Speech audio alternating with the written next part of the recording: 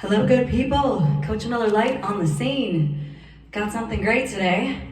Currently a theory, working with the idea of using these principles that I'm studying and practicing them and noticing the results in my life and finding out what works and going with it like it's a theory, because it is.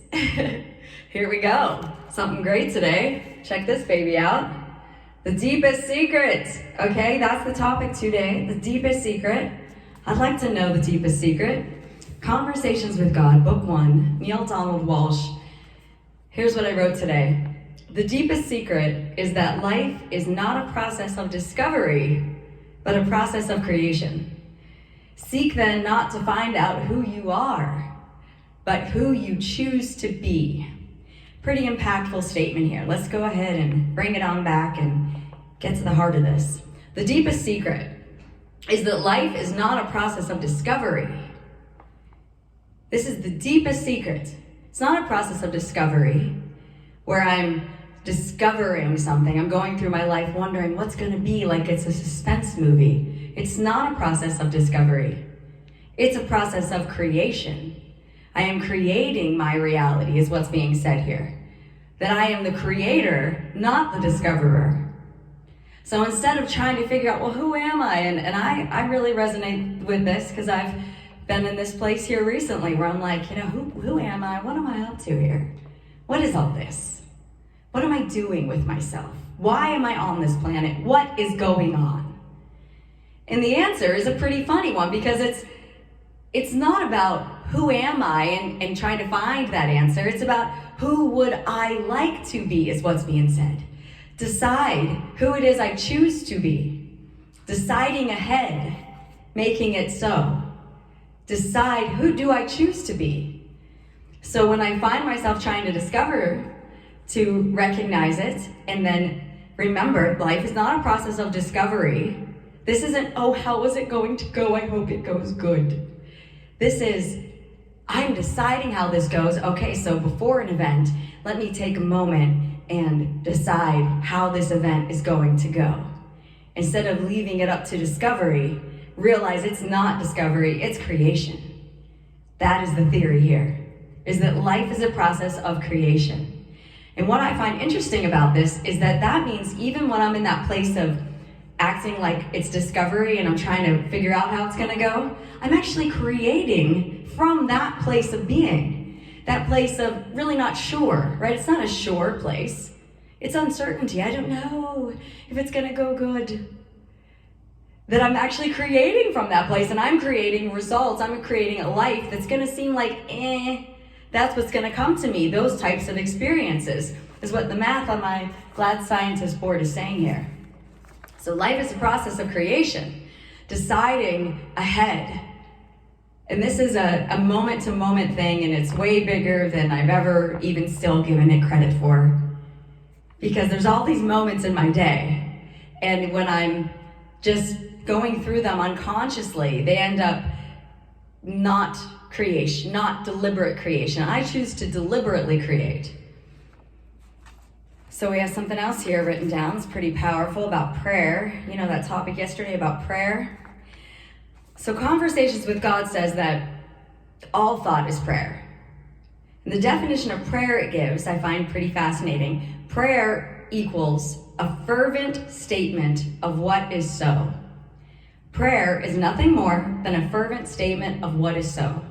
All thought is prayer. All thought. So that means when I'm just going through my day lollygagging and my thoughts are drifted, those are prayers. And when I'm worrying about something or I'm expecting a negative outcome, I'm actually praying for that. All thought is prayer. Prayer, fervent statement of what is so. Every prayer, every thought, every statement, every feeling is creative. To the degree that it is fervently held as truth, to that degree will it be made manifest in your experience. I really like this. It's so mathematical. To the degree that it's fervently held as true, to that degree will it be made manifest in your experience. When it is said that a prayer has gone unanswered, what has actually happened is that the most fervently held thought, word, or feeling became operative. So if I'm praying for abundance and I'm experiencing other than abundance, it's not that my prayer for abundance is not being answered. It's that I actually just have way more thought, and all thought is prayer, way more thought throughout the day of non-abundance. That is what I'm holding most fervently. And so that's becoming operative. That's why to make this moment-to-moment decision and get up each day and decide before the day starts, decide before I go to bed. I mean, how far are we going to take this? I choose to get ahead of it and be deliberate in my life, because all thought is prayer. Every thought I think, I'm praying. And we covered yesterday something that's really exciting, which is the most powerful prayer. So all thought is prayer, that's what it's saying here, but the most powerful prayer is a prayer of gratitude.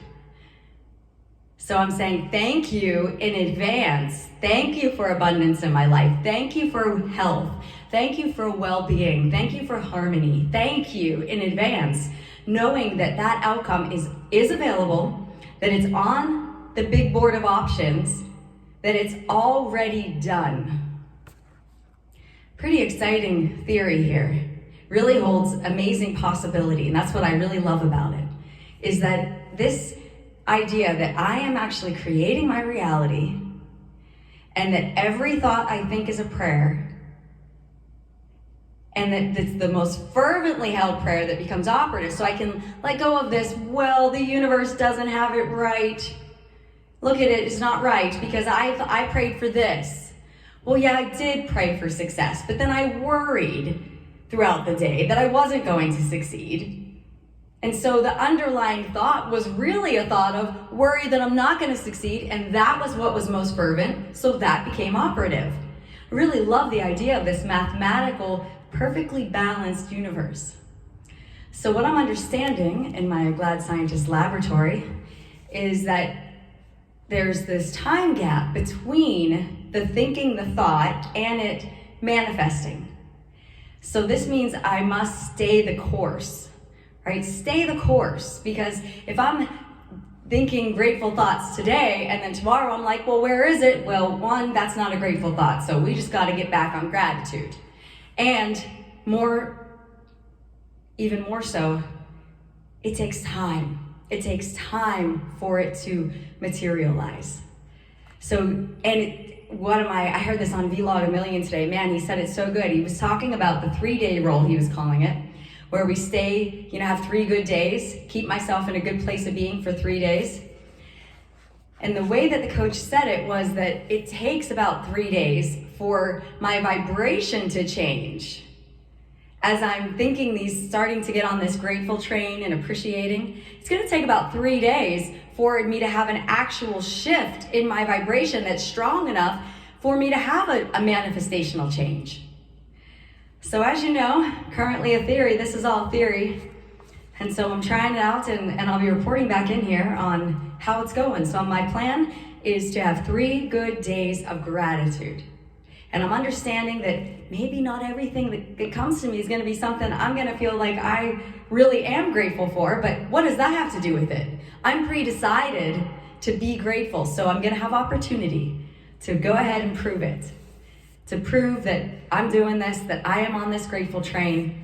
I heard Cinnamon say today on Vlog a Million, one of the vlogs in that playlist, the only show I believe it was called, very enjoyable. She was talking about how everything is for me, right? This will help me be grateful when I recognize that even in a moment that I might not recognize in the moment that this is to my benefit, I end up down the line realizing that it is.